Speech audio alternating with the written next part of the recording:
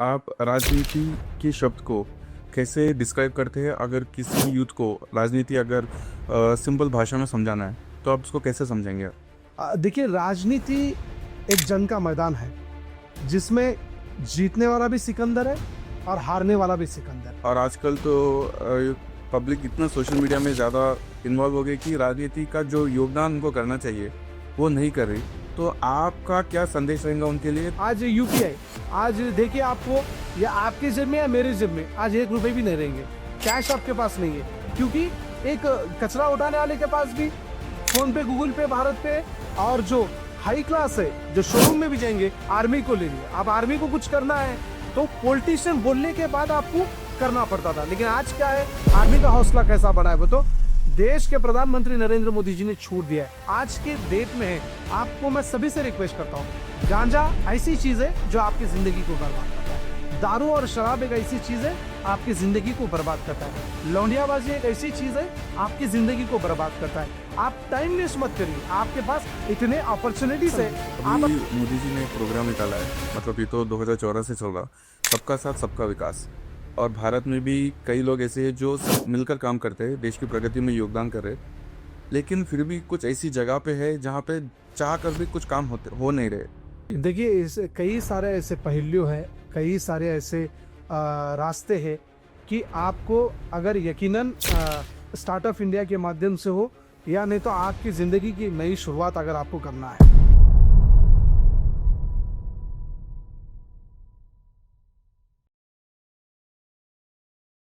स्वागत है दोस्तों हमारे इस पॉडकास्ट में।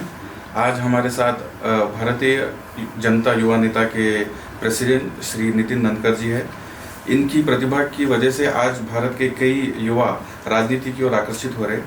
आज हम इनके बारे में और इनकी प्रतिभा जो भारत के यूथ को कैसे राजनीति की तरफ और नए भारत में नितिन जी का क्या योगदान है, आज हम उसके बारे में डिस्कस करेंगे। स्वागत है नितिन जी हमारे पॉडकास्ट में। नमस्ते, जय सिया राम। जय श्री राम। सो नितिन जी, हम शुरू करने से पहले मैं आपकी करियर जर्नी के बारे में जानना चाहूँगा। आप कैसे बीजीवाईएम के प्रेसिडेंट बने और आपका कैसा योगदान रहेगा आगे, तो आप इसके बारे में थोड़ा बताइए। वैसे तो सभी आपके जितने भी दर्शक हैं, आप सबको जय सिया राम। कहने के लिए और देखने के लिए तो मेरे ज़िंदगी के बाद अगर कुछ है तो मैं पिछले 13 साल 14 साल से हिंदुत्व और भारत देश की राजनीति में मैं ज़्यादा इन्वॉल्वमेंट रखकर अपना काम कर रहा हूँ। 15 साल हुआ है भारतीय जनता पार्टी में ज्वाइन होके। लगातार देश के उन तमाम मुद्दों के ऊपर भारतीय जनता पार्टी के माध्यम से युवाओं को जॉब हो, या जॉब के नोटिफिकेशंस हो, या जो जॉब देने के भत्ता के ऊपर नाम पर गवर्नमेंट, पिछली गवर्नमेंट चाहे वो टीआरएस की गवर्नमेंट हो या आपकी कांग्रेस गवर्नमेंट हो, पिछले कई सालों से हम लड़ रहे और आगे भी लड़ते रहेंगे। अब मेरे जीवन के बारे में कहने के लिए कुछ ज़्यादा नहीं है, क्योंकि एक साधारण व्यक्ति के रूप में आज भारतीय जनता पार्टी में मैं काम कर रहा हूँ। उनके आशीर्वाद से आज जो भी मेरा नाम है, मेरा काम है और जो मेरी पहचान है, जो मैं निडरता के साथ अपने सनातन के लिए, अपने हिंदुत्व के लिए और अपने भारत देश की संस्कृति के लिए लड़ने का जो मौका भारतीय जनता पार्टी के माध्यम से मुझे मिला है, ये मेरा सौभाग्य है। और आने वाले दिनों में भी जीवन में इसी तरह से जब तक मुझे मौका मिलेगा, मैं तब तक राजनीति के माध्यम से लोगों की सेवा करते रहूँगा। ओके, तो मुझे आपसे ये जानना है कि आप राजनीति के शब्द को कैसे डिस्क्राइब करते हैं? अगर किसी भी यूथ को राजनीति अगर सिंपल भाषा में समझाना है तो आप उसको कैसे समझेंगे आप? देखिए, राजनीति एक जंग का मैदान है जिसमें जीतने वाला भी सिकंदर है और हारने वाला भी सिकंदर है। आपको सतर्क रहना है। राजनीति का मतलब ये नहीं है कि आए मुंह उठा के चले के आए और राजनीति करेंगे, ऐसा होने वाला नहीं। आपको सैक्रिफाइसेस करना होगा, आपको आपके घर को छोड़ना होगा, आपके जो खुशी के जो पल होते उनको छोड़ना होगा, क्योंकि राजनीति में आने के बाद आप पूरी तरह से विलीन हो जाते हैं कि आपको देश और समाज के लिए काम करना है, क्योंकि राजनीति कोई मजाक की बात नहीं है। आज जो जितने भी योद्धा थे, चाहे वो संभाजी महाराज हो, पृथ्वीराज चौहान हो, ऐसे कई सारे योद्धाओं को कोई बाहर वालों ने नहीं मारा, अपनों ने, अपने जयचंदों ने, उन्होंने मारने का काम किया है। और रावण को भी मर्यादा पुरुषोत्तम राम जी ने नहीं मारा है, उनके भाई विभीषण द्वारा उनको मारा गया है। तो आपको सतर्क है कि काम करना है। मैं हमेशा से कहता हूँ और आज भी कहना चाह रहा हूँ कि राजनीति में अगर हो तो हमेशा सतर्क रहिए। आपको जरूरत पड़ी तो आस्तीन के 100 सांप पाल लो, लेकिन एक गद्दार को नहीं पालना, क्योंकि आस्तीन का सांप जो है एक बार आपको डसेगा, चले जाएगा, लेकिन गद्दार जो है आपके साथ में रहकर पीछे से पीछे आपको मारते रहेगा और वो आगे बढ़ते जाएगा। और जो राजनीति का एक माध्यम है, इसमें आपको 2 ही ऑप्शन है, एक अनइंस्टॉल, एक अपडेट। या तो अनइंस्टॉल हो जाइए या तो अपडेट होकर न्यू एनर्जी के साथ आकर आपको काम करना पड़ेगा। आपने अनइंस्टॉल और इंस्टॉल के बारे में जो बताया, लेकिन आज की जो भी यूथ है वो आजकल इन चीज़ों में ज़्यादा इंटरेस्ट दिखाती नहीं, दिलचस्पी नहीं दिखाती। उनका ज़्यादातर ध्यान या तो एंटरटेनमेंट की तरफ होता है या फिर मूवीज़ की तरफ। और आजकल तो पब्लिक इतना सोशल मीडिया में ज़्यादा इन्वॉल्व हो गई कि राजनीति का जो योगदान उनको करना चाहिए वो नहीं कर रही। तो आपका क्या संदेश रहेगा उनके लिए, ताकि आप उन लोगों को, उन यूथ को अट्रैक्ट करके उनका सबसे बड़ा योगदान नए भारत में बनाने के लिए आप उनको संदेश देंगे? देखिए, देश आज़ादी के बाद कई सारे युवाओं को ये मौका नहीं मिला कि आपको देश की राजनीति में आकर काम कर सके और अपने समाज के लिए और अपने आसपास के जो इश्यूज होते उसके ऊपर लड़ने के लिए आपको मौका नहीं मिलता था। आज 2014 के बाद जब से देश के प्रधानमंत्री नरेंद्र मोदी जी की सरकार है, आज देश विश्व गुरु की कतार पर चल रहा है। क्यों? इसकी वजह एक ही है, क्योंकि देश में जो सोशल मीडिया है या आपको देश में जो डेवलपमेंट की जो चीज़ें हैं, आप देश के प्रधानमंत्री नरेंद्र मोदी जी ने कई सारे ऐसे स्कीम्स निकाले, चाहे वो यूथ के लिए स्टार्टअप रहने दो, या तो मुद्रा योजना के माध्यम से जो आसपास जो छोटे छोटे दुकान वाले हैं 50,000 से लाख रुपए का लोन ले लेकर कई सारे छोटे छोटे बिजनेस कर लाखों लोग आज जी रहे, जीरो अकाउंट खोलकर। आज यूपीआई, आज देखिए आपको या आपके जेब में या मेरे जेब में आज 1 रुपए भी नहीं रहेंगे, कैश आपके पास नहीं है, क्योंकि एक जो क्या बोलते हैं कचरा उठाने वाले के पास भी फोन पे, गूगल पे, भारत पे, और जो हाई क्लास है जो शोरूम में भी जाएंगे वहां पर भी आप यूपीआई है। ये सब क्यों बदला? ये इसलिए बदला क्योंकि 70 साल की राजनीति में आपको यह मौका नहीं मिला कि देश में किस तरह से परिवर्तन करना चाहिए। आप आर्मी को ले लिए, आप आर्मी को कुछ करना है तो पॉलिटिशियन बोलने के बाद आपको करना पड़ता था, लेकिन आज क्या है, आर्मी का हौसला कैसा बढ़ा है? वो तो देश के प्रधानमंत्री नरेंद्र मोदी जी ने छूट दिया है कि अगर चाइना आपको जवाब देता है, चाइना अगर आपको जवाब था, ईंट का जवाब पत्थर से देने के लिए आपको राजनीति के लीडरों को पूछने की जरूरत नहीं, आपको फुल अथॉरिटी से आप जवाब दीजिए। पाकिस्तान अगर आपके ऊपर अटैक करता है, आपको नरेंद्र मोदी जी से पूछने की जरूरत नहीं है, अमित शाह से पूछने की जरूरत नहीं है। अगर कोई दुश्मन हमारे घर में घुस रहा है तो सीधे सीधे उसको शूट आउट कर आपको मारने का हक मिला है। इतनी सारी जो अपॉर्चुनिटीज 2014 के बाद हमें मिली है, तो मैं युवाओं को वही कहना चाह रहा हूं कि आप देखिए, आपकी जिंदगी में अगर आप ये समझ रहे हैं कि मैं कल ही यूट्यूब में एक न्यूज चैनल में देखा कि एक बीवी को रील्स बनाने की वजह से अपना पति उसको मार दिया, तो क्या माध्यम है इसका? मतलब क्या है?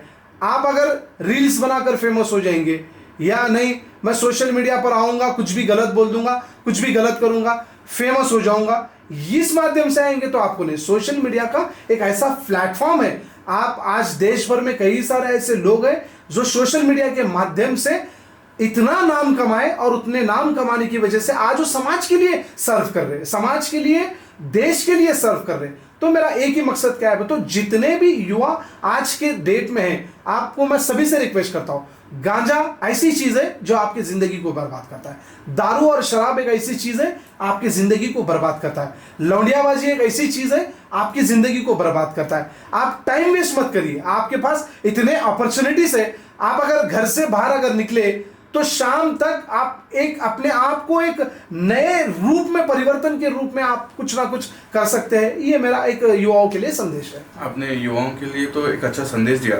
आपने इससे पहले स्टार्टिंग में एक चीज़ बताई कि कुछ भारत में, कुछ अगर इतिहास में देखा जाए तो कुछ जयचंदों ने भारत के राजाओं को धोखे से मारा। आज के समय में भी कुछ ऐसे लोग हैं जो ब्रेन वॉश हो गए और जो भारत की असल संस्कृति जो है उसको फॉलो नहीं करते, और जो अच्छा कर रहे हैं, जैसे आपने अभी मोदी जी का एग्जाम्पल लिया, उसके अगेंस्ट में जो लोग जाते हैं उनको आप क्या तरीके से रास्ता दिखाएंगे या फिर उनको किस तरीके से आप इंटरेक्ट करेंगे? देखिए, दो चीज़ है इसके अंदर। मैं गद्दार और आस्तीन के साथ इसलिए मैंने कहा है कि आपको राजनीति में सतर्क रहेंगे तो आप राजनीति में काम कर सकेंगे, समाज का काम कर सकेंगे। आपको देखना होगा कि हमारे पिछले इतिहास में जिस तरह से लोगों ने धोखा कर कर जो अच्छा काम करने वाले उनको मारा है, उनको एक तरफ से देखना है। दूसरी तरफ छत्रपति शिवाजी महाराज हो, महाराणा प्रताप हो, भगत सिंह जी हो, सुभाष चंद्र बोस जी हो, ऐसे कई सारे योद्धा है जो जिन्होंने अपने देश के लिए एक ऐसा माहौल बनाया कि आज देश आजाद होकर 70 साल से ज्यादा हो रहा है कि आज भी हम उन्हें याद कर रहे हैं। किस लिए याद कर रहे हैं? क्योंकि उनका जो योगदान था समाज के लिए, उनका जो योगदान था इस देश के लिए, आज अगर उनको याद अगर हम करेंगे, आपको इंस्पिरेशन लेना होगा। छत्रपति शिवाजी महाराज को, महाराणा प्रताप को, भगत सिंह जी को इंस्पिरेशन लेके काम करना होगा। जिस तरह से उन्होंने जिन रास्तों पर चला है, कूटनीति, राजनीति, छल नीति, इन तमाम चीजों को देखकर वो सिर्फ ऐसे ही नहीं बस राजनीति करे, राजनीति के साथ साथ रणनीति भी करे, इसलिए वो लोग सफल हुए और इस देश के लिए अपने आप को जीवन समर्पित कर कर उन्होंने अपने आप को अमर किया। और अमर करने के बाद भी आज भी हम लोग, पूरी देश की जनता, आज हम उन तमाम लोगों को याद कर रहे।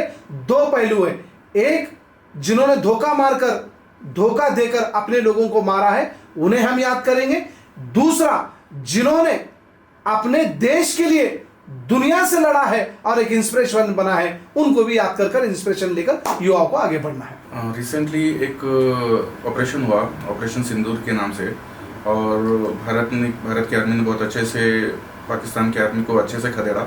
तो इसमें आप यूथ को रियल लाइफ में, जैसे अगर किसी के ऊपर अगर आक्रमण होता है तो कैसे भारत की आर्मी ने उन पर हमला किया, रियल लाइफ में आजकल के यूथ को छोटी छोटी चीज़ों के ऊपर इश्यूज होते हैं, अगर छोटी भी अगर कुछ प्रॉब्लम हो जाती है तो एक अपनी लाइफ की जो इम्पोर्टेंस है उसको छोड़ देते हैं।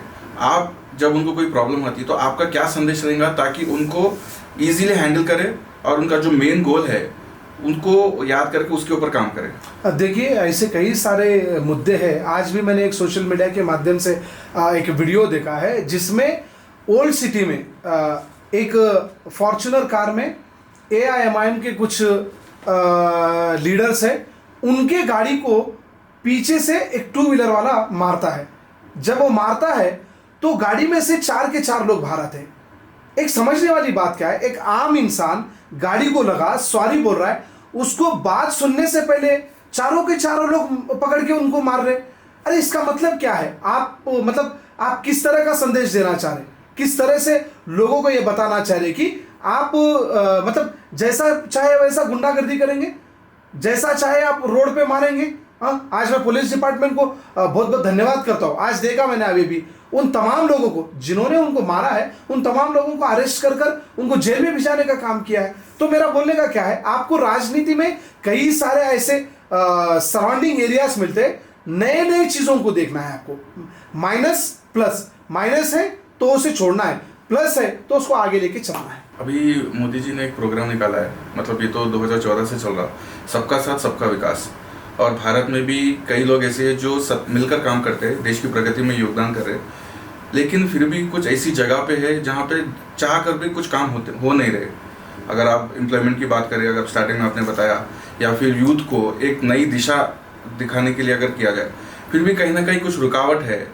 तो आप बता सकते हैं क्या ऐसी रुकावटें हैं और उसको कैसे दूर करके हमें देश की एकता में और नेतृत्व में अपना योगदान देना चाहिए? देखिए, कई सारे ऐसे पहलू हैं, कई सारे ऐसे रास्ते हैं कि आपको अगर यकीनन स्टार्टअप इंडिया के माध्यम से हो या नहीं तो आपकी ज़िंदगी की एक नई शुरुआत अगर आपको करना है तो कई सारे ऐसे तरीके हैं जिससे आप आपकी ज़िंदगी की शुरुआत कर सकते हैं। देश के प्रधानमंत्री नरेंद्र मोदी जी एक चाय बेचने वाले, एक प्लेटफॉर्म पर चाय बेचने वाला व्यक्ति आज देश के प्रधानमंत्री बनकर दुनिया को यह बताने की कोशिश कर रहे कि भारत का जो युवा है, भारत की जो नस्ल है, भारत की जो पीढ़ी है, भारत की जो जज्बात और जोश है, एक ऐसा है, एक चाय बेचने वाला भी देश का प्रधानमंत्री बन सकता है।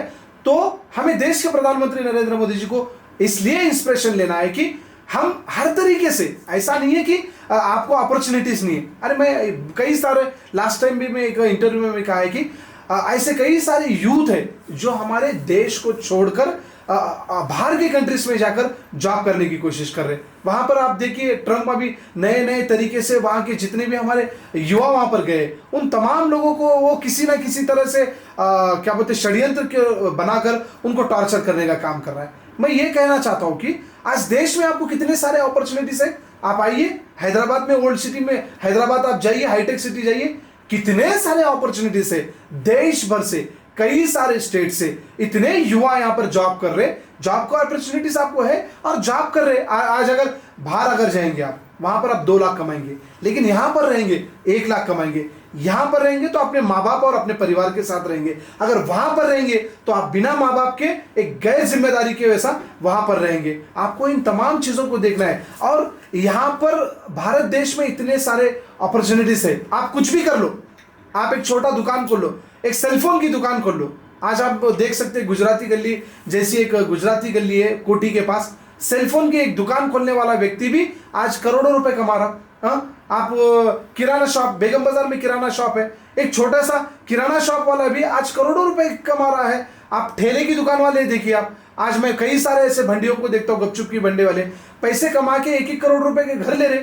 कई सारे ऐसे लोग हैं, कई सारे ऐसे माध्यम हैं जो आप यहाँ ही यहीं पर रहकर आप नए नए तरीके से, आप नई नई जिंदगी में नए नए तरह से आप अपने जिंदगी को काफी तरह से निहार सकते हैं। आपने एक बात करेक्ट बोली कि हैदराबाद एक अच्छी अपॉर्चुनिटी है और इस अपॉर्चुनिटी का फायदा अदर स्टेट से जो लोग आ रहे हैं वो लोग ज़्यादा उठा रहे हैं और यहाँ की जो यूथ है उनको ये अपॉर्चुनिटी नहीं मिल रही। और कई ऐसे लोग हैं, जैसे आपने छोटे बिजनेसेस की बात की, बाहर के लोग ज़्यादा आके यहाँ पे कर रहे हैं। अगर आप अदर स्टेट्स की बात करें जैसे बिहार हो गया या वेस्ट बंगाल हो गया, यहाँ की जो यूथ है यहाँ होने के बावजूद भी यहाँ की जो अपॉर्चुनिटीज को नहीं समझ रहे, आप उनके लिए क्या कहेंगे? मैं एक ही कहना चाहता हूँ, आप यहाँ से अमेरिका जा सकते, यहाँ से यूके जा सकते, यहाँ से दुबई जा सकते, यहाँ से ऑस्ट्रेलिया जा सकते, यहाँ से इंग्लैंड जा सकते। आप यहाँ से अगर आपको यहाँ पर लोग दूसरे स्टेट से यहाँ पर आ रहे हैं, आप भी महाराष्ट्र जा सकते हैं, आप भी उत्तर प्रदेश जा सकते हैं, आप भी बिहार जा सकते हैं, आप भी राजस्थान जा सकते हैं, आप भी कर्नाटका जा सकते हैं।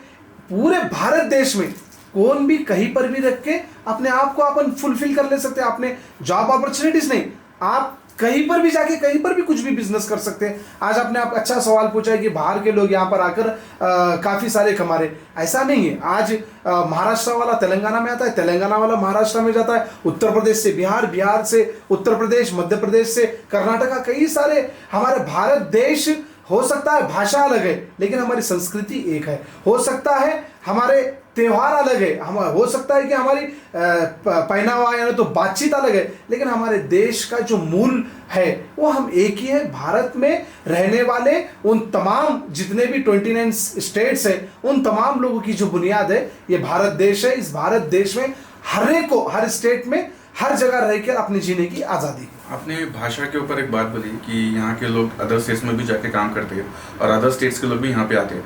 आजकल क्या है, ऑपोजिशन में जो बैठे हैं वो लोग भाषा के ऊपर एक अलग राजनीति कर रहे हैं। जैसे अगर महाराष्ट्र चले जाए तो वहाँ पे जो नॉन मराठी लोग हैं उनको वहाँ पे ज़्यादा अलाउ नहीं करते, लेकिन अदर स्टेट में प्रॉब्लम नहीं है। आप किसी भी राज्य में जाइए, खासकर अगर हैदराबाद में जाइए तो यहाँ पे ऐसा कोई प्रॉब्लम नहीं रहेगा।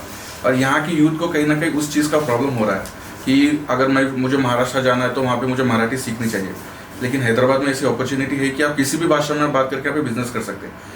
आप महाराष्ट्र के यूथ के लिए आप कुछ बोलना चाहेंगे? नहीं, देखिए ऐसा है, महाराष्ट्र के मैं जहाँ तक समझता हूँ कई सारे महाराष्ट्र के युवा जो है आज हैदराबाद और तेलंगाना में रहते हैं और कई सारे ऐसे युवा है जो तेलंगाना से जाकर महाराष्ट्र में रहते हैं। कई सारे मारवाड़ी यहाँ पर है, कई सारे उत्तर प्रदेशी यहाँ पर है, कई सारे तेलुगु भाई अदर अदर स्टेट्स में है।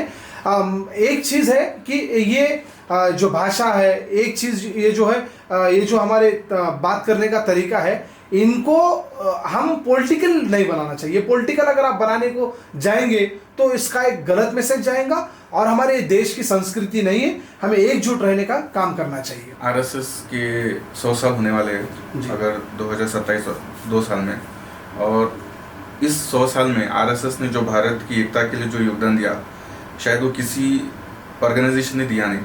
तो आज की पीढ़ी के लिए आरएसएस का जो इम्पोर्टेंस है आप उनको कैसा बताएंगे और कैसे आने वाले कुछ वर्षों में भारत की यूथ को आरएसएस से जोड़ेंगे?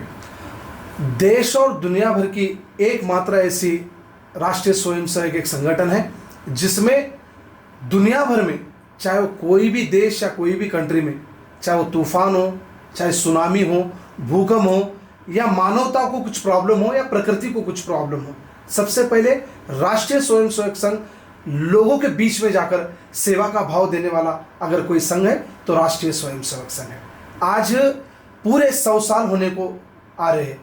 27 सितंबर 1925 में राष्ट्रीय स्वयंसेवक के संस्थापक डॉक्टर केशव बलराव हेडगेकर जी द्वारा 5 लोगों के साथ महाराष्ट्र के नागपुर में एक संस्था का काम शुरू हुआ, जो आज सिर्फ भारत देश में नहीं पूरी दुनिया भर में एकमात्र ऐसी संगठन है जो देश और दुनिया के लिए काम करने के लिए अपना योगदान दे रही है। सौभाग्य की बात यह है कि देश के जितने भी हिंदू हैं उन तमाम लोगों को गर्व होना चाहिए कि राष्ट्रीय स्वयंसेवक संघ जो आज 100 साल की शताब्दी बनाने जा रहा है, इसमें बढ़ चढ़कर हमें हिस्सा लेना चाहिए, क्योंकि आज पूरे भारत देश में राष्ट्रीय स्वयंसेवक द्वारा आज एक देश के राष्ट्रपति को हमने बनाया है, 2 प्रधानमंत्रियों को बनाया है, 29 से 30 चीफ मिनिस्टर को बनाकर देश के हित में, समाज के हित में, भारत देश के काम करने के लिए उन तमाम लीडरों को बनाने वाले का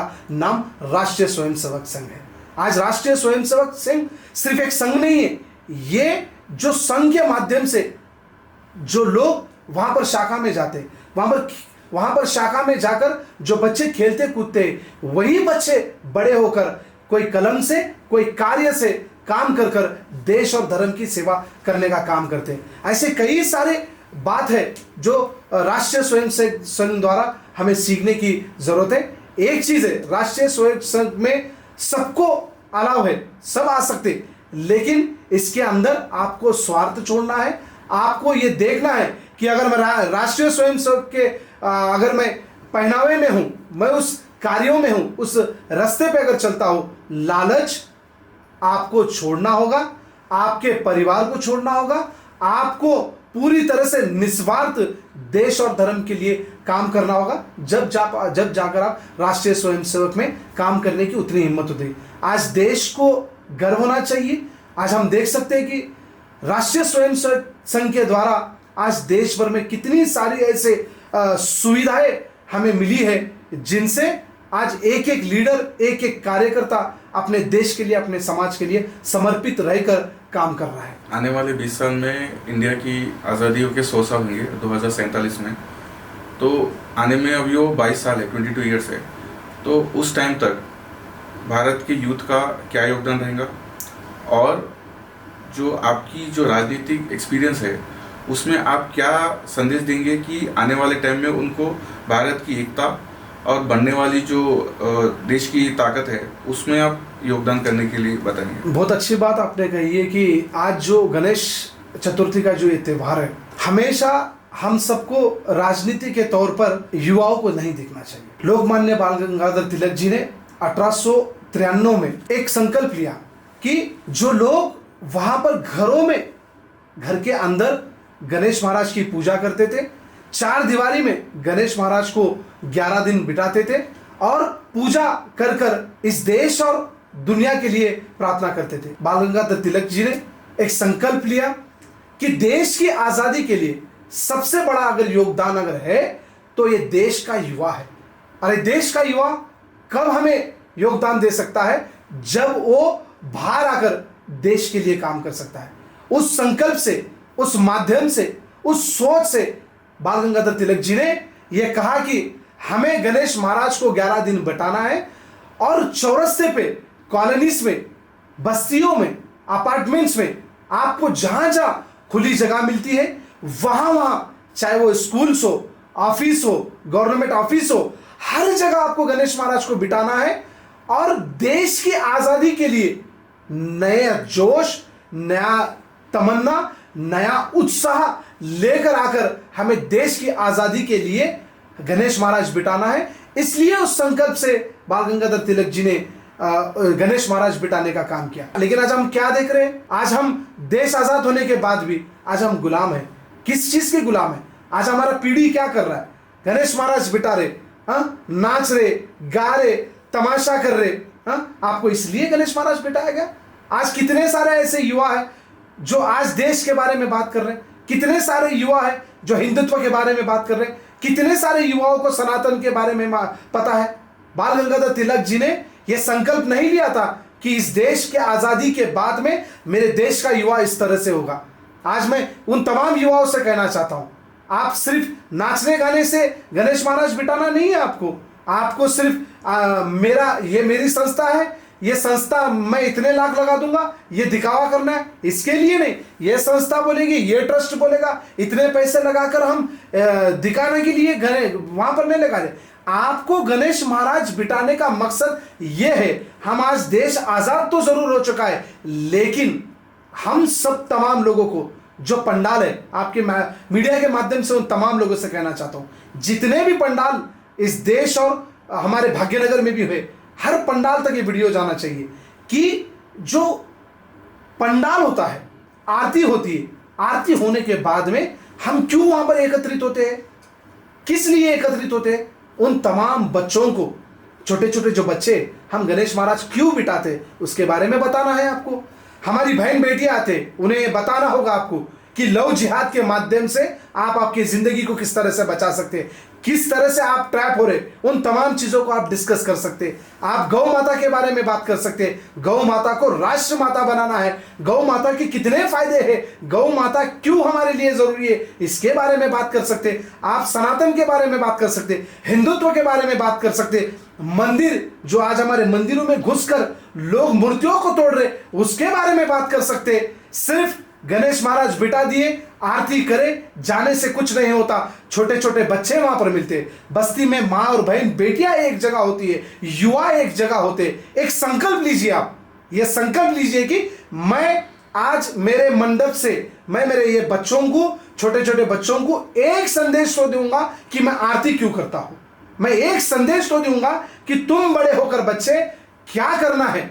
इन तमाम चीजों को डिस्कस करने के लिए ये एक प्लेटफॉर्म बाल गंगाधर तिलक जी ने बनाया है, लेकिन आज उसका दुरुपयोग कई सारे लोग कर रहे हैं। मैं उन तमाम लोगों से कहना चाहता हूं, कृपया करके गणेश महाराज के जितने भी ये योगदान हमारे जिंदगी में, उनके आशीर्वाद के माध्यम से आने वाले उन तमाम चीजों को हम सबको देखना होगा। आपने अभी लव जिहाद के बारे में आपने बताया, आजकल बहुत से ऐसे केसेस है ऑल ओवर इंडिया में जहाँ पे ये केसेस बढ़ते जा रहे हैं, तो आप कुछ इसके ऊपर बताएंगे ताकि यूथ को भी ये पता चले कि इसका जड़ क्या है और ये क्यों आज के लोगों को, खासकर भारत के यूथ को, एक गलत दिशा की ओर लेके जा रहा है। देखिए, लव जिहाद जो है ये शादी का माध्यम नहीं है। सिर्फ शादी का है तो अलग बात होती थी। लव जिहाद के माध्यम से कई सारे ऐसे हमारे बहन बेटियां हैं जिनकी जिंदगियों को पूरी तरह से बर्बाद किया जा रहा है। मैं आपको एग्जाम्पल के लिए एक बात करता हूँ। 8 दिन के नीचे पाकिस्तान का रहने वाला एक व्यक्ति है, उसने इससे पहले एक शादी की और हमारी एक हिंदू लड़की से फिर से झूठे नाम पे झूठा आधार कार्ड, झूठा पैन कार्ड, झूठा उसका वोटर आईडी, झूठा उसका जॉब का कार्ड, उसकी झूठी यूनिवर्सिटी, झूठा स्कूल, ये तमाम झूठे डॉक्यूमेंट्स लगाकर हमारे बच्ची के साथ शादी करता है। शादी करने के बाद उसको छोड़ देकर फिर और एक से शादी करने जाता है। जब उस बहन को पता लगता है कि यह बच्चा मुझे धोखा दे रहा है, तो उसके बारे में जब पुलिस डिपार्टमेंट इंक्वायरी करती है तो वो बच्चा पाकिस्तान का है। मेरा एक भाई है विशाल बोल के, पिछले 2 महीने से इसके ऊपर काम कर रहा है। हमारे सिद्धार्थ जर्नलिस्ट है, पिछले 2 महीने से इसके ऊपर ग्राउंड लेवल पे काम कर रहे हैं। बिग बॉस की कल्याणी अक्का है, 2 महीने से काम कर रहे।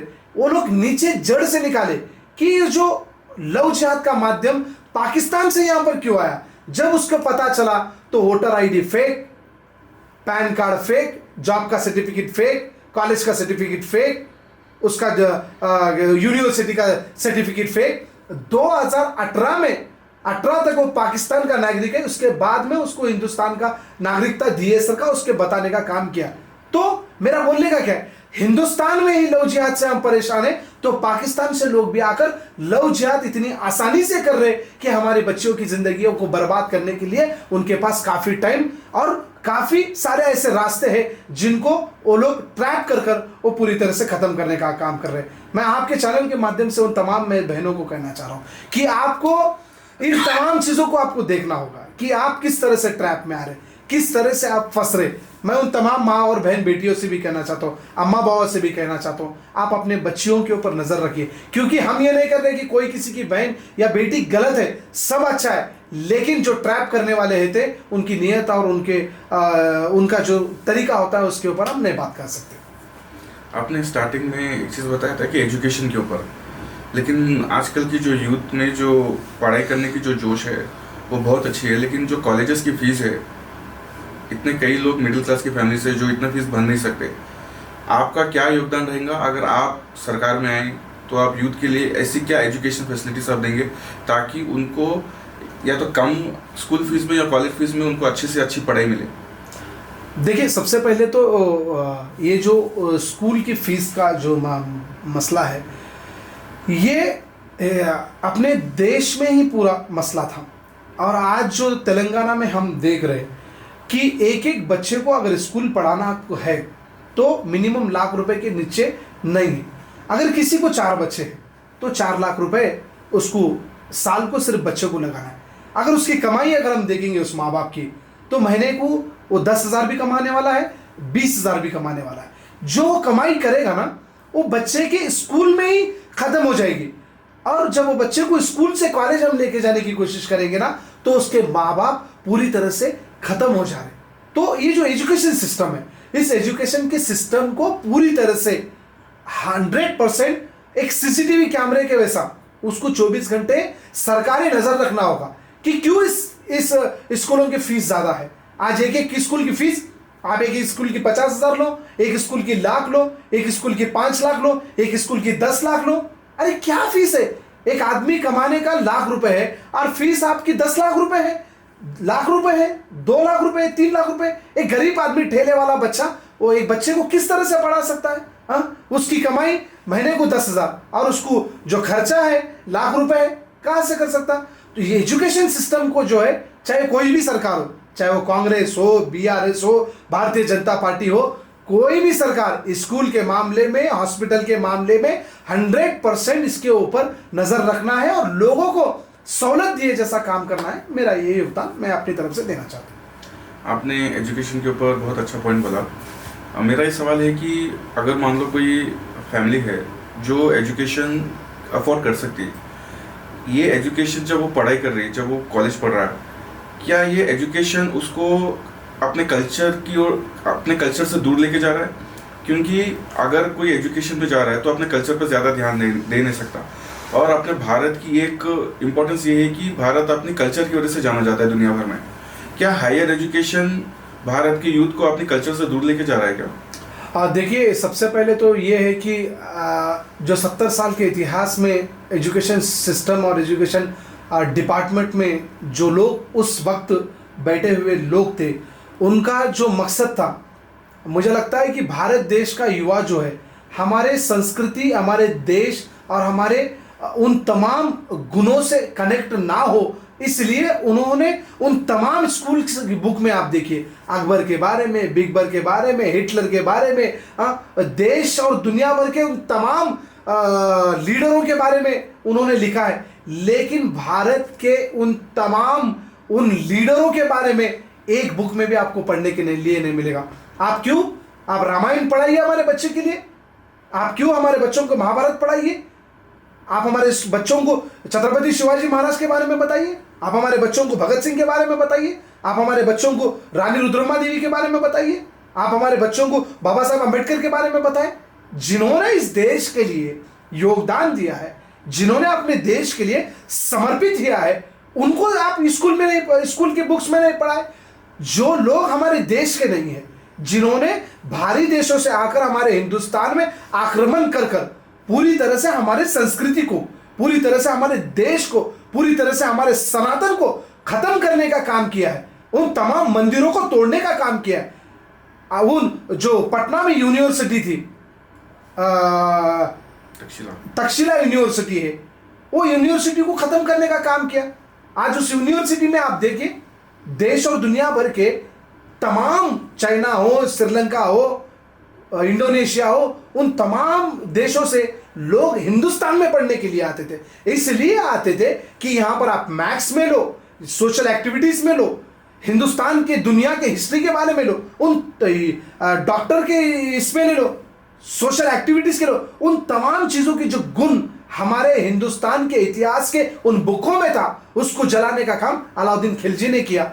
ऐसे वक्त में इस इतिहास में 70 साल के इतिहास में हमारे जो उन तमाम लीडरों ने हमारे बुकों से उन तमाम लोगों को निकालकर दूसरे लोगों को डालने का काम किया, तो आज हमारे देश का युवा जो है क्यों हमारे देश के बारे में पढ़ेगा?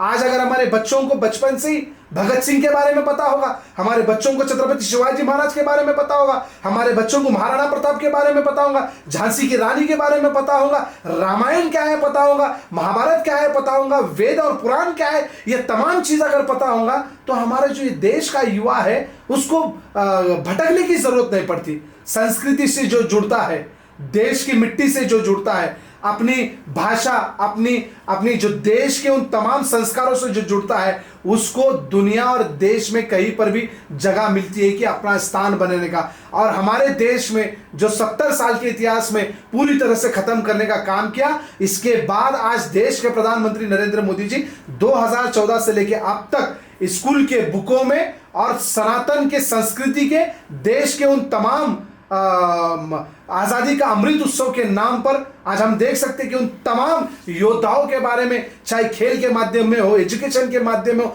हर जगह अमृत उत्सव के नाम पर उन तमाम चीजों को बताने का काम कर रहे हैं। इसलिए कर रहे हैं कि हमारा जो युवा है आने वाले दिनों में जॉब के क्षेत्र में हो, बिजनेस के क्षेत्र में हो, या अपने आप के काम के क्षेत्र में हो, अपनी जिंदगी को अपने पैरों पे खड़ा होने के लिए अगर मजबूती होना तो इन तमाम चीजों को लोगों को फॉलो करना है। इसलिए उन तमाम चीजों को आज देश के प्रधानमंत्री नरेंद्र मोदी जी इस माहौल से लेकर जा रही है कि देश का युवा स्वस्थ और सुरक्षित रहे और अपने पैरों पे खड़ा होकर इस देश के लिए सेवा करे, ऐसा योगदान बनाने का काम कर रहे हैं। आपका इस जवाब से एक सवाल निकलता है कि आपने यूथ को गाइडेंस के बारे में आपने बहुत अच्छे से बताई।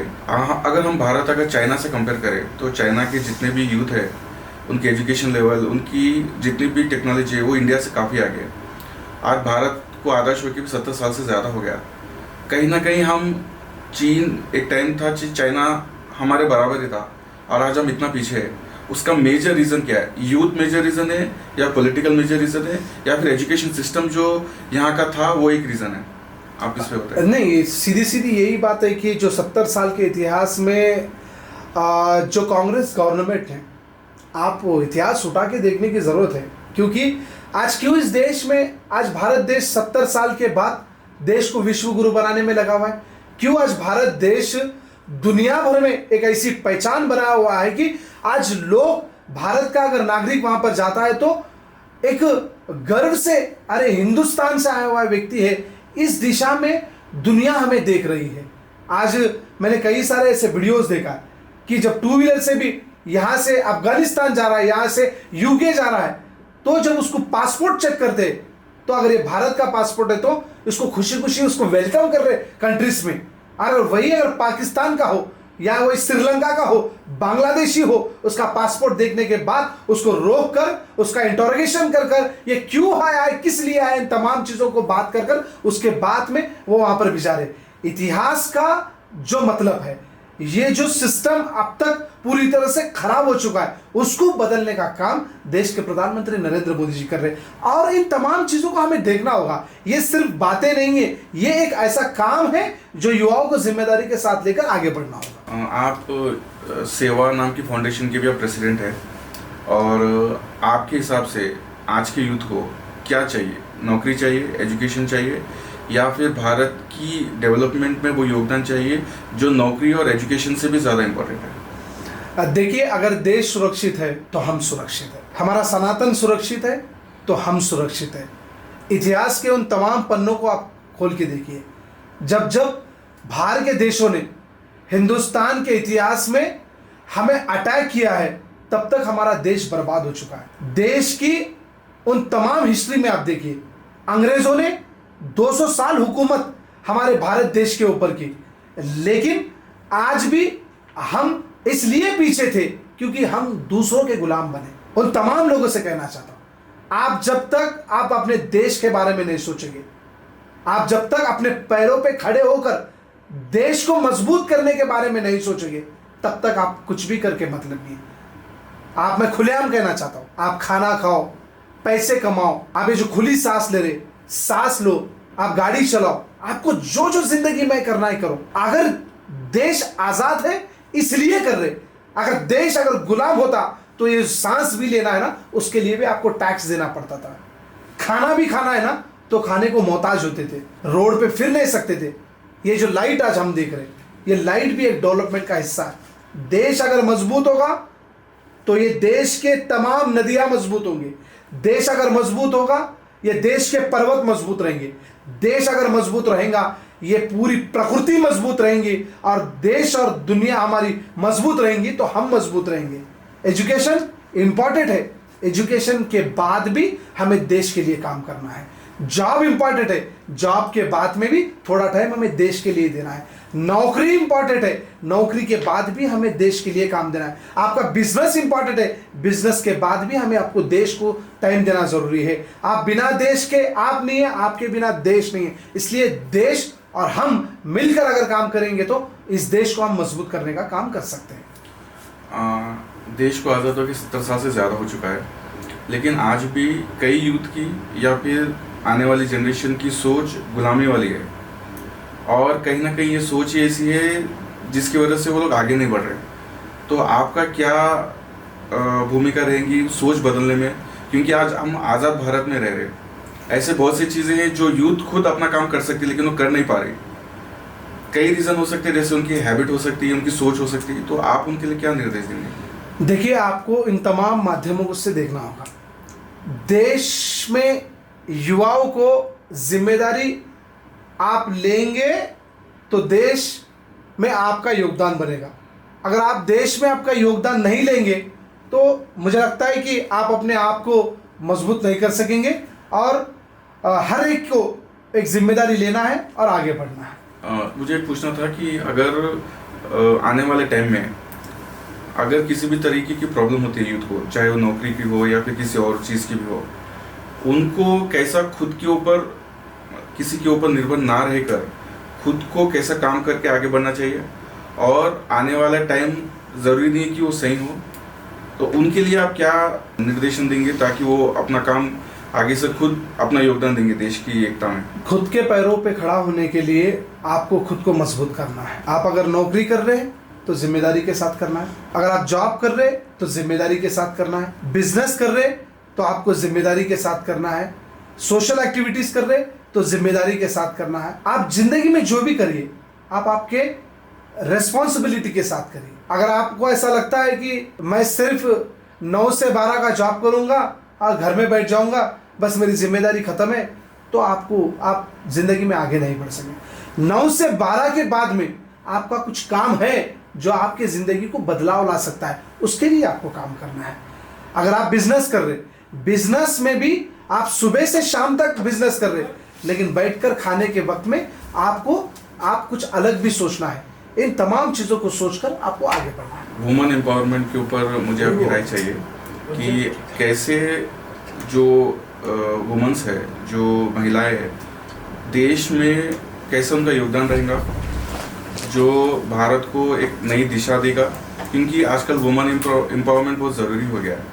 तो आप उनके लिए क्या संदेश देंगे? बहुत खुशी की बात है, देश के प्रधानमंत्री नरेंद्र मोदी जी का संकल्प ही है कि देश की जो हमारी महिलाएं हैं अपने आप में अपने पैरों पे खड़ा होकर अपने आप को मजबूत करे, और सिर्फ अपने आप को मजबूत ना करे, झांसी की रानी रुद्रम्मा देवी, अहिल्याबाई होलकर, ऐसे तमाम महिला योद्धा है जिन्होंने अपने देश, अपने सनातन, अपने संस्कृति को बचाने के लिए अपने आप को उसके अंदर झोंक दिया, और उसके बाद में इस देश को यह बताया कि औरत कमज़ोर नहीं है, औरत मजबूत है, अगर वो औरत अगर ठान ली कि मैं कुछ भी कर सकती हूँ, दुनिया भी जीत सकती है, औरत इतनी ताकतवर है। इसलिए देश के प्रधानमंत्री नरेंद्र मोदी जी ने आज राष्ट्रपति को भी, जो द्रौपदी मुर्मू है, आज देश की राष्ट्रपति हमारी द्रौपदी मुर्मू है, वो भी एक महिला है। दिल्ली की मुख्यमंत्री भी गुप्ता जी जो है वो भी एक महिला है। हमें गर्व होना चाहिए कि आज हमारे देश में महिलाओं को इतने बड़े पदों पर आज हमें देखने का मौका मिल रहा है। ये सिर्फ इसलिए है कि आज इस देश में जो बदलाव आ रहा है, ये इसलिए आ रहा है कि देश के प्रधानमंत्री नरेंद्र मोदी जी ट्रिपल तलाक के माध्यम से भी कई सारी महिलाओं की जिंदगियों को बचाने का काम करा। अरे आज हम शादी कर रहे, कल हम तलाक बोल रहे, आज हम शादी कर रहे, रात में 12 बजे तलाक बोल रहे। ऐसी कई सारी पीड़ित औरतों को भी बचाने का काम देश के प्रधानमंत्री नरेंद्र मोदी जी ने किया। बेटी पढ़ाओ बेटी बचाओ, बेटी को पढ़ाओ और बेटी को बचाओ, ये जिम्मेदारी भी इस देश को सिखाने का काम देश के प्रधानमंत्री नरेंद्र मोदी जी ने किया। सुकन्या योजना है, कई सारे ऐसे स्कीम देश के प्रधानमंत्री नरेंद्र मोदी जी द्वारा आज हमें देखने को मिल रही है कि महिलाओं को भारत में इतनी सतर्क रहकर, इतनी मजबूती से आपको अपने पैरों पे खड़ा होना है कि सिर्फ आप आपकी जिंदगी को लड़ना नहीं है, आपके साथ साथ इस देश को लेकर चलना है, आपको अपने साथ साथ इस देश की संस्कृति को लेकर चलना है। क्योंकि इस देश में महिला है, माँ है तो बेटा है, माँ है तो बेटी है, बीवी है तो पति है, बहन है तो भाई है। माँ के बिना इस देश और दुनिया में कुछ नहीं है और माँ है तो सब कुछ है, ये बताने का काम देश के प्रधानमंत्री नरेंद्र मोदी जी ने किया। आपने रिसेंटली न्यूज़ तो देखा ही होगा हैदराबाद में कि जो मिर्ज़ा अहमद जी का एक कंट्रोवर्सी हो रहा है, तो आप उसके बारे में कुछ कहेंगे क्या? अब देखिए, सबसे पहले तो एमएलसी जो है उनका काम जो है उनको वो करना है। आप एमएलसी है, आपका जो काम है आपको वो करना है। आप आ रहे, सुबह कोई फ़ोन कर दिया, आ रहे ड्रेनेज का काम कर रहे, सोशल मीडिया पर आप डाल रहे। एक लाइट का काम कर रहे, सोशल मीडिया पर डाल रहे। कोई गार्डन में आ गए, कुछ इश्यू हो गया, सोशल मीडिया में डाल रहे। एमएलसी का काम क्या है, आपकी जिम्मेदारी क्या है? अगर आपको वहां पर रोड और ड्रेनेज साफ करना है, रोड बनाना है, स्ट्रीट लाइट बनाना है, समाज का काम करना है, तो वहां पे लोकल कॉर्पोरेटर है, लोकल एमएलए है, एक प्रोटोकॉल होता है। आपको उनको बताना है आपको कि आपके फलाने एरिया में काम नहीं हो रहा। आप उनको बताइए, लोकल कॉर्पोरेटर को बताइए, लोकल पॉलिटिकल लीडर को बताइए कि आपके क्षेत्र में काम नहीं हो रहा। 100% काम होगा वहां पर। आप बिना बोले यहां पर आ रहे, बिना बोले आप काम कर रहे, ईंट का जवाब तो पत्थर से मिलेगा। हम तो खामोश नहीं बैठेंगे। आपकी कितने सारे असेंबली है, चंद्रन गुट्टा ले लो, कारवान ले लो, चार मीनार ले लो, बहादुरपुरा ले लो, मलकपेट ले लो, याकुतपुरा ले लो। आप मलकपेट से टोली चौकी जाइए, कितना ट्रैफिक है। टोली चौकी से मेहंदीपट्टनम तक 2-2 घंटे रुकना पड़ रहा है। उसका सोल्यूशन निकालिए आप। याकुतपुरा में घर डूब जा रहे, मलकपेट में घर डूब जा रहे, मूसी नदी में कई सारे ऐसे मच्छर है। सिर्फ मूसी नदी की वजह से ओल्ड सिटी में इतने मच्छर आ रहे कि ओल्ड सिटी की जो जितनी भी जनता है, चाहे हिंदू, मुस्लिम, सिख, ईसाई हो, उन तमाम लोगों को प्रॉब्लम हो रही है। आप कभी मूसी नदी में जाकर वहां का जायजा लिए? आप नहीं लेंगे। आपको वो काम करना नहीं है, अच्छे काम के लिए टाइम नहीं है, लेकिन शो ऑफ करने के लिए आपके पास टाइम है। इसलिए हमें जवाब देना पड़ा। मलकपेट में आप जाइए, घर डूब जा रहे। याकुतपुरा में जाइए, रोड टूटे हुए। टोली चौकी पे जाइए, रोड टूटे हुए। कारवान में जाइए, रोड टूटे हुए। कहीं पर लाइट की जिम्मेदारी नहीं है, हर जगह लाइट चली गई सी है। बारिश आया है, बारिश आने से पहले आपको एक जिम्मेदारी है। आपका जो क्षेत्र का एमएलए है, आप लोग मीटिंग लीजिए, आपके कॉर्पोरेटर मीटिंग लीजिए, गवर्नमेंट ऑफिसर्स को बुलाइए, जीएचएमसी ऑफिसर्स को बुलाइए, ट्रैफिक ऑफिसर्स को बुलाइए, पुलिस डिपार्टमेंट को बुलाइए, स्ट्रीट लाइट्स वालों के डिपार्टमेंट को बुलाइए, ड्रेनेज वालों को बुलाइए, ईडी आईडी जो भी है, उन तमाम डिपार्टमेंट वालों को बुलाकर उनसे पूछिए आने वाले दिनों में बारिश आने वाला है, इसके लिए आप क्या काम कर रहे हैं? ओल्ड सिटी के हालात क्या है? एक दिन की बारिश में आधा है ओल्ड सिटी भीग जा रहा, ओल्ड सिटी की आधा से ज्यादा ओल्ड सिटी डूब जा रहा। लोगों की गाड़ियां बह जा रहे पानी में, 2 व्हीलर चल जा रहे, लोग स्विमिंग पूल के सब पानी में नहा रहे। ओल्ड सिटी का ये डेवलपमेंट है आपका? आप ओल्ड सिटी में कितने दिन से काम कर रहे हैं? आप इतने साल के इतिहास में ओल्ड सिटी है, न्यू सिटी हो रही। पंक्चर की दुकान वाला पंक्चर वाला है, तुम्हारे घर बोले तो करोड़ों रुपए के। कल मैं एक वीडियो डाला, उसमें भी आप देखिए, वही बोल रहा, वो एक व्यक्ति, एक वोटर बोल रहा, मैं रोड पे से जा रहा हूं, गिर गया मेरे बीवी के साथ।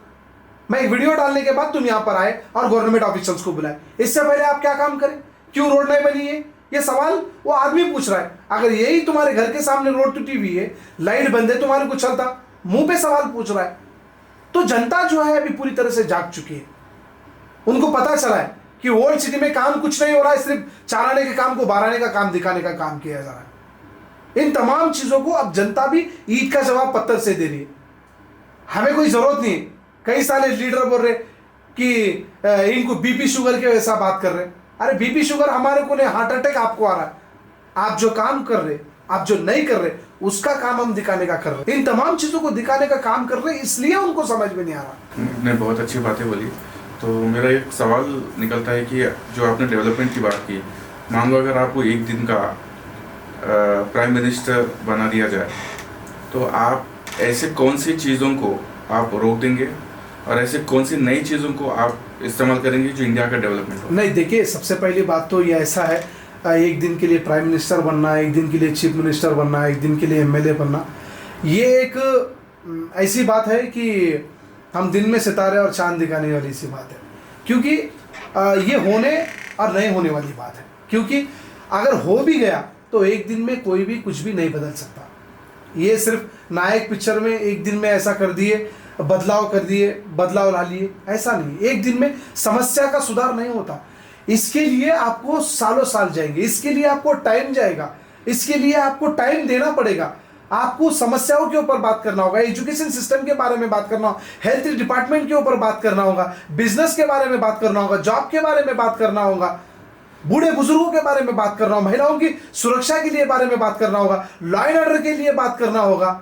ये एक समस्या एक दिन में चीफ मिनिस्टर बनने से, एक दिन में प्राइम मिनिस्टर बनने से, एक दिन में एमएलए बनने से, एक दिन में कॉर्पोरेटर बनने से, एक दिन में सरपंच बनने से, इन तमाम चीजों को हम छुटकारा नहीं दे सकते। जो लोग सिस्टम में बैठे हुए, उन तमाम लोगों को जनता ये मौका दे रही है कि तुम 5 साल में आप काम कर सकते, तो क्यों इन 5 सालों में ये लोग काम क्यों नहीं कर रहे? 5 सालों में क्यों बदलाव नहीं ला रहे?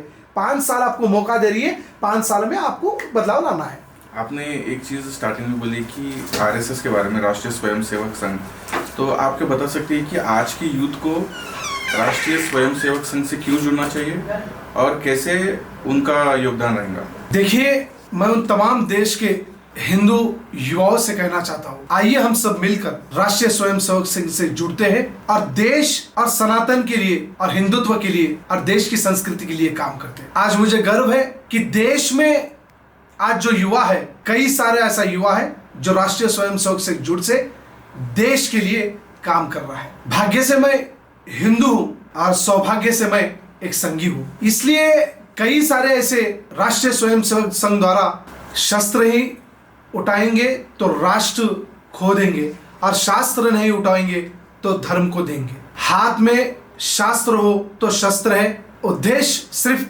धर्म का रक्षक है। जो संगठन कभी 5 स्वयंसेवक से शुरू हुआ, आज वो राष्ट्र की रीढ़ बन चुका है।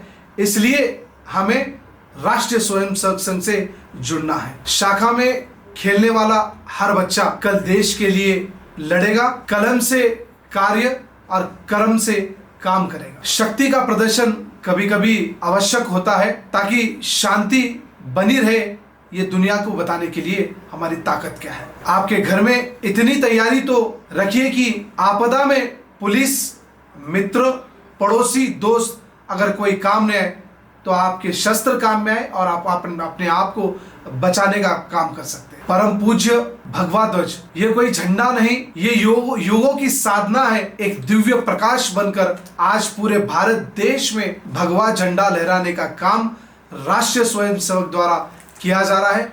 मैं उन तमाम युवाओं से कहना चाहता हूं, आइए हम सब मिलकर राष्ट्रीय स्वयंसेवक संघ से जुड़ते और देश की एकता और अखंडता और भारत को अखंड हिंदू राष्ट्र बनाने के लिए हम जुड़ते हैं और देश और सनातनी संस्कृति को मजबूत करते हैं। कल से गणेश चतुर्थी का त्यौहार मनाया जाएगा 11 दिन के लिए, और आपने हाल ही में न्यूज़ सुना होगा कि रामंतापुर में वायरिंग की वजह से 5 लोगों का देहांत हो गया। आप क्या सेफ्टी मेजर्स आप बताना चाहेंगे यूथ के लिए 11 दिन के लिए जो उनको गणेश चतुर्थी में अपनाना चाहिए? देखिए, 11 दिन का ये जो पवित्र फेस्टिवल गणेश चतुर्थी का भाग्यनगर के उन तमाम हिंदुत्व के जितने भी हमारे परिवार है वो लोग बनाते हैं। मैं उन तमाम लोगों से कहना चाहता हूँ कि आपको साल में एक ऐसा मौका मिलता है कि हम सब एकजुट होते हैं। डेली आरती के वक्त शाम में 8 बजे परिवार के साथ, दोस्तों के साथ, रिश्तेदारों के साथ, फ्रेंड्स के साथ, रिलेटिव्स के साथ हम सब मंडप में आरती के वक्त एकजुट होते हैं। तो ये मौका जो है हमें साल को एक बार मिलता है और ऐसे वक्त में हम सबको इतनी सतर्कता से रहना चाहिए, क्योंकि पिछले कुछ दिनों पहले आगमन के लिए वायरिंग की वजह से 5 लोगों की देहांत हो गई। दुर्भाग्यपूर्ण है हिंदू समाज के लिए। ये उन तमाम लोगों के लिए चेतावनी है जो लोग मंडपों में बैठकर गणेश महाराज जी को लेकर आ रहे। मैं उन तमाम भाइयों से रिक्वेस्ट करता हूँ कि कृपया करके आप गणेश महाराज के विसर्जन के दिन हो या आप गणेश महाराज के आगमन को हो, जो गली में है, बस्ती में है, एरियाज में है, वायर्स है, लाइट के वायर्स है, उन वायर्स को या तो जीएचएमसी के या इलेक्ट्रिसिटी डिपार्टमेंट को बुलाइए, वायर कट करने लगाइए, आप खुद खड़े होकर सेफ्टी देखिए, उसके बाद में आप गणेश महाराज को लेके जाइए। क्योंकि आज पूरा शहर में बारिश का वातावरण है, पूरे तेलंगाना में बारिश काफ़ी चल रही है। तो बारिश के दौरान कई सारे ऐसे पोल्स है जहाँ पर छूने से भी इलेक्ट्रिसिटी शॉक की वजह से आदमी की मृत्यु हो सकती है। छोटे छोटे बच्चे परिवार के साथ, फैमिली के साथ हम लोग बाहर निकलते, तो बच्चे जो होते, बच्चों को कुछ भी पता नहीं, इलेक्ट्रिसिटी को हाथ लगा सकते या तो पोल को हाथ लगा सकते। ऐसे वक्त में कोई दुर्घटना ना घटे, इसलिए मैं तमाम लोगों से कहना चाहता हूँ कि इलेक्ट्रिसिटी डिपार्टमेंट को पूरी तरह से सतर्क रहिए। बच्चे जब आपके साथ बाहर आएंगे उनको कंपलसरी उनके ऊपर वॉच रखिए, क्योंकि चाहे खैरताबाद का गणेश महाराज हो, विसर्जन का जो आखिरी दिन होता है, लाखों की पब्लिक वहाँ पर होती है। बच्चे हाथ में पकड़िए। कई सारे लोगों को मैं देखता हूँ कि फ़ोटो निकालने के चक्कर में या रील्स देखने के चक्कर में या नहीं तो मोमेंट देखने के लिए चक्कर में बच्चों को हाथ छोड़ते। बच्चों को हाथ मत छोड़िए। अगर आप हाथ छोड़ेंगे, नज़र हटी, दुर्घटना घटी। तो आपको बच्चों को सतर्क रहना है। और उन तमाम लोगों से भी कहना चाहता हूँ, कई सारे ऐसे लोग हैं जो पी कर आने की कोशिश करते हैं।